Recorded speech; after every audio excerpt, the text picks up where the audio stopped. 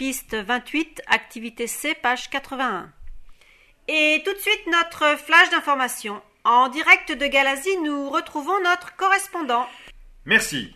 Ici, à Galazi, capitale d'un pays qui est depuis de nombreuses années le théâtre de violents combats, nous entrons dans une phase de consolidation de la paix et les forces de l'UNAC mettent en place différents programmes et actions pour atteindre ce but. Tout d'abord, il faut citer les unités de maintien de l'ordre de l'UNAC, qui sont en charge d'enquêter et d'arrêter les criminels de guerre au nom de la Cour de justice internationale.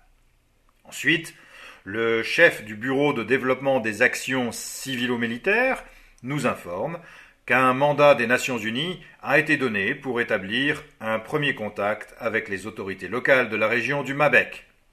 Quelques agents rendront visite aux chefs des villages de la région dès demain.